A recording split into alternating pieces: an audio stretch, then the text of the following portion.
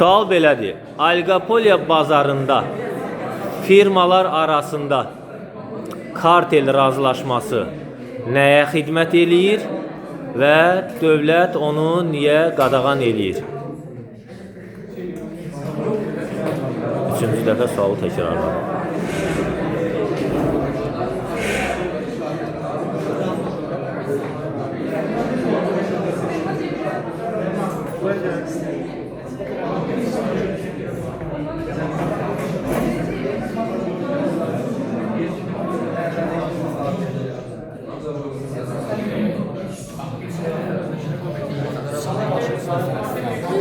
Her yerde anlaşırlar.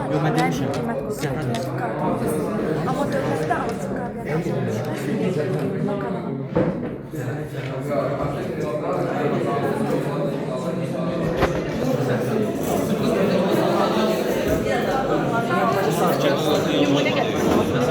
Bence aydan başlasın.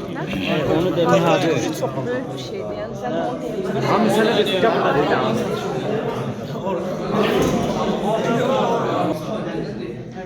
Vaxt tamam oldu. Deyim müəllim. Uşaqlar, vaxt tamam oldu. Cavabınızı gözləyirəm. Çoxlu suallarınız var. Eşidirəm, Filiz.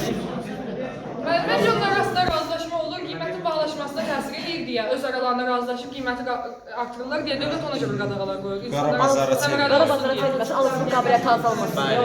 Ona görə. Sizin cavabınızı alım. Vaqif, eşidirəm səni. Buna əsas alır ki, birinci növbədə bu oliqopoliyada həmin o satıcı eləyənlər, satıcılar özləri aralarında qiymət razılaşdırırlar, bazar payını böyürürlər və artıq məhsul olmasın deyə məhsulların payını tənzimləyirlər. Bunların hamısına görə də bu da iqtisadi müəyyən qədər ziyan vurur və buna görə dövlət tərəfindən qadağan olur ki, oliqopoliyada satıcılar aralarında razılaşdırsın. Biraz da dəqiqləşdir. Biraz da dəqiqləşdir. Razılaşıb qiymət qoyurlar. Yəni həmin qiymət öz aralarında daha da artıra bilərlər. Daha çox qazansın. İstədikləri qədər artıra bilərlər. Razılaşıb. Nəyi artıra bilərlər? Qiymət artıra